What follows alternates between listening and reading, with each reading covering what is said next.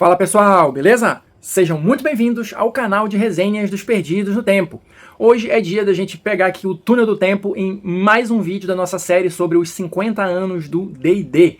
Quem tá ligado no movimento, tá inscrito aqui no canal e acompanha a nossa série, sabe que em 2024 o D&D está completando 50 anos de existência e para marcar esta data, a gente está fazendo ao longo do ano uma série de vídeos tentando contar aqui de uma forma mais ou menos organizada e mais ou menos cronológica pontos principais aí na história, na evolução do D&D e coisa e tal. Claro, sempre é bom lembrar, sem nenhuma pretensão de esgotar o tema, tem muita informação sobre qualquer coisa que você pesquise a respeito do D&D, e também sem nenhuma pretensão de trazer verdades absolutas, tá? São só informações interessantes, curiosidades que eu acho legal de dividir aqui com vocês, beleza? Então olha só, a partir de agora a gente vai começar uma segunda fase, vamos dizer assim, da nossa série, falando um pouquinho sobre alguns dos principais ou mais famosos cenários, né, de D&D ou de AD&D.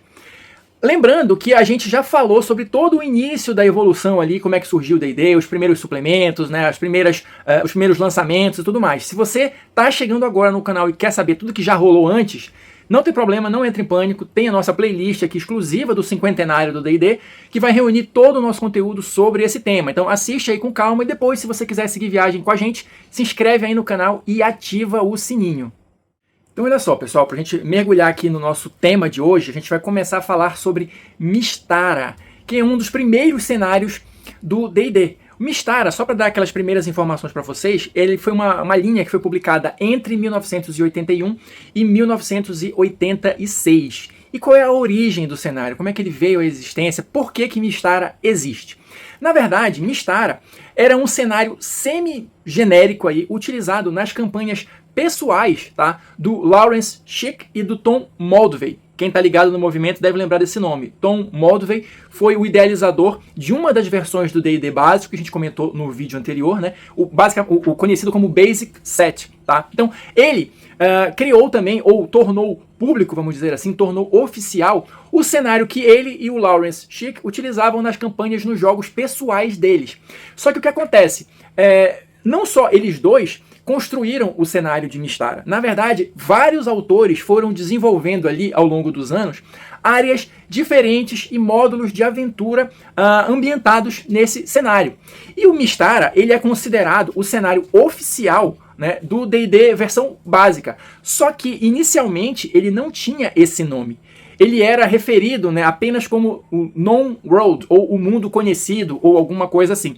E ele era composto basicamente de diversos reinos humanos, baseados em diversas culturas históricas, tá? Então, claro, provavelmente com diversas distorções, mas a ideia era reproduzir ou homenagear, ou de alguma maneira, as culturas históricas reais do nosso mundo nesses reinos ali do mundo conhecido, né, do Non-World. Mas por que fizeram isso? Por que Mystara veio a existir? Porque eles precisavam, em tese, de um cenário ali para ambientar as aventuras, os módulos e tal, e o Greyhawk, que era o cenário oficial até então, estava fora de limite, não poderia ser utilizado porque estava sendo reservado, estava sendo guardado ali para ser o cenário oficial do AD&D. Lembra que a gente está aqui em 1981 e a versão básica do D&D, conforme a gente comentou no vídeo anterior, começou a ser publicada desde 1977.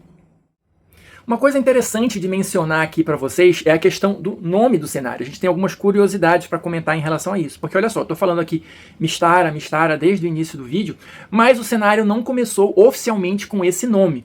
Como eu mencionei antes, tinha aquele Non-World, né, o mundo conhecido, e essa expressão apareceu logo no início do cenário, em 1981, em uma aventura publicada na caixa de expansão do Basic Set, tá? Que a gente comentou no vídeo anterior. A aventura é Isle of the Dread. Eu comentei no vídeo anterior que essa informação ia ter relevância aqui, então é isso, né? A pecinha do quebra-cabeça é essa.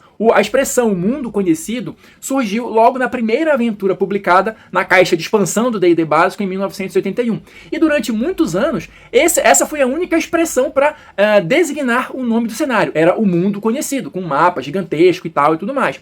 O cenário só ganhou oficialmente o nome de Mystara em 1994, ou seja, mais de 10 anos depois do lançamento oficial, da primeira publicação.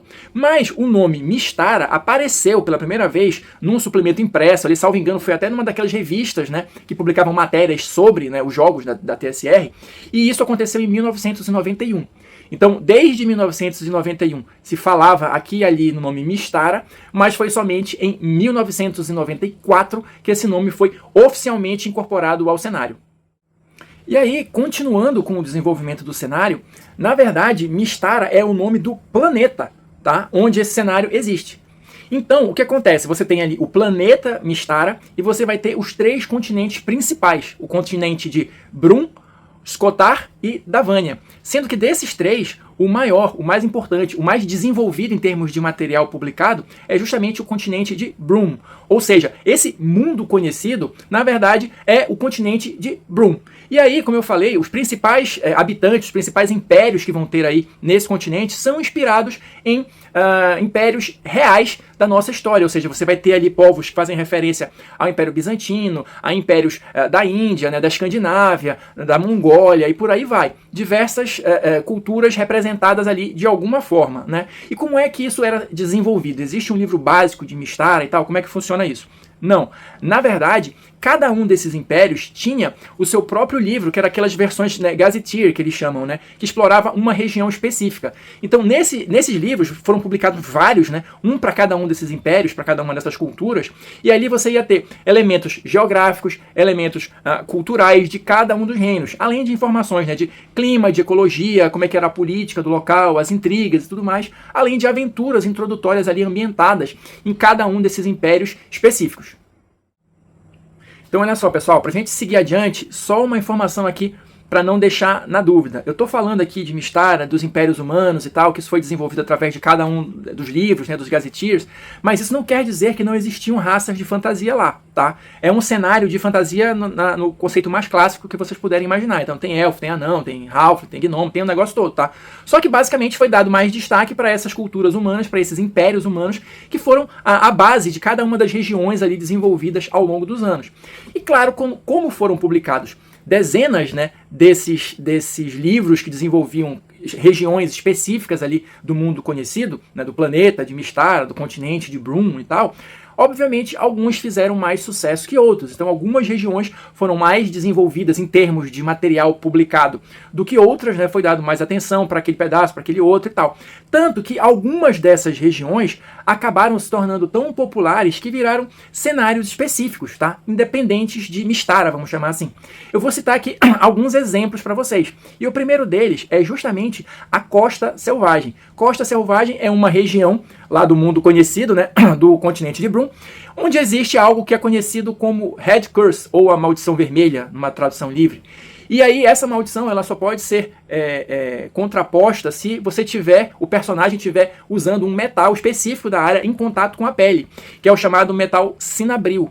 Então esse basicamente é o mote inicial ali, é o pano de fundo do cenário.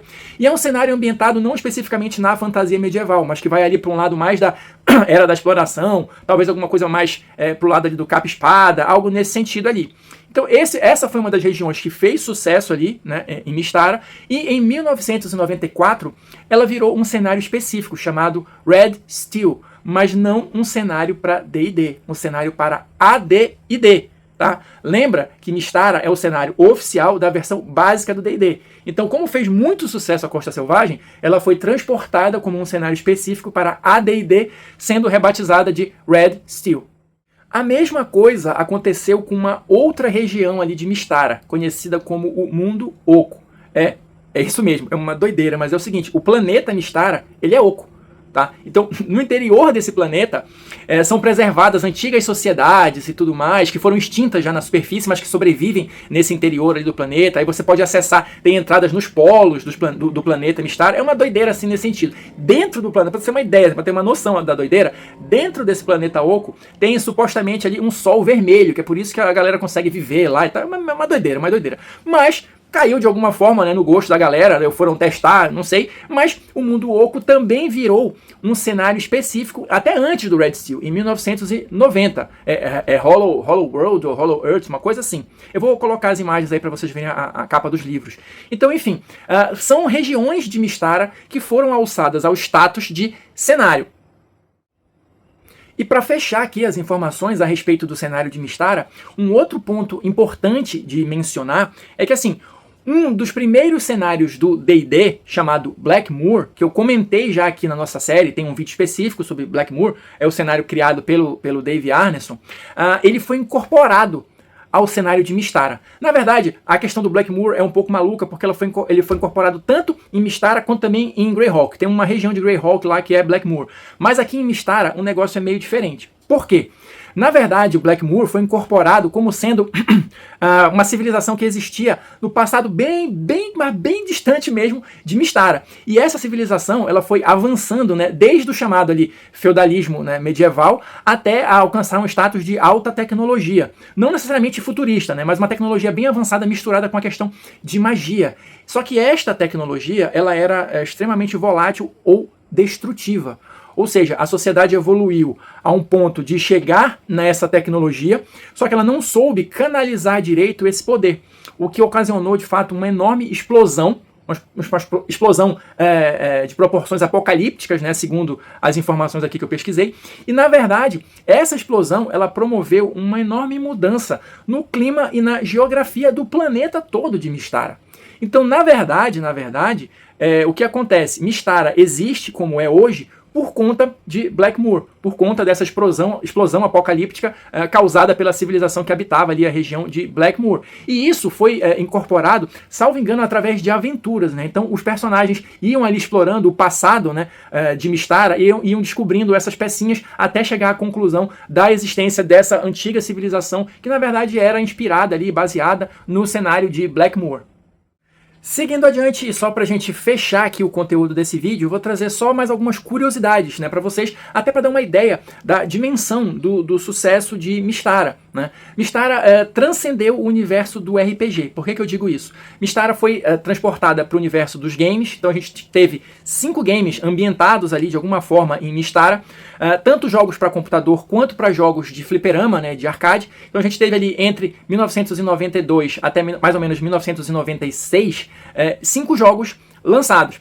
Um deles, eu me lembro muito bem, que é o Shadow Over Mystara, que é o de 96, que era para fliperama, para arcade. Então eu lembro desse jogo, porque a gente ia para lá, jogava, comprava um monte de ficha, perdia a tarde inteira ali e tal. Mas enfim, um dia conseguimos zerar ali, todo mundo em conjunto, conseguimos zerar Shadow Over Mystara. Então, para vocês terem uma ideia da dimensão do sucesso que foi o cenário. Além dos games, a gente teve também livros, né, novelas, aventuras publicadas ali, né, romances publicados, ambientados no cenário de Mystara. Então foram aproximadamente ali 11 livros, olha só, entre 1992 e 1996 também, quando a linha foi descontinuada. Então tem muito material a respeito de Mystara. Se vocês forem pesquisar na internet, tem gente que mantém ainda o cenário vivo de alguma forma, né? Então tem muita gente que gosta de Mystara, que acha um cenário extremamente interessante e continua jogando em Mystara até hoje. Então é isso, pessoal, vou ficando por aqui, espero que vocês estejam curtindo a nossa série, tenham gostado de conhecer um pouquinho mais sobre Mystara, e eu queria também fazer um pedido para vocês. Como eu falei, a partir de agora eu pretendo abordar os cenários mais importantes ou mais famosos, né, do universo ali do D&D. Se você tem um cenário que você acha interessante ou que um cenário que você não conhece muito e gostaria de saber um pouco mais sobre ele, se manifeste aí nos comentários. Eu já tenho a minha lista de preferidos aqui que eu vou abordar, mas dependendo do que vocês colocarem aí, a gente pode ir adicionando mais material para nossa série, beleza? No mais, muito obrigado quem assistiu até agora, deixa aí o seu like, seu comentário com a sua sugestão aí de cenário para a gente abordar aqui na nossa série, e no mais, a gente se encontra nas próximas resenhas.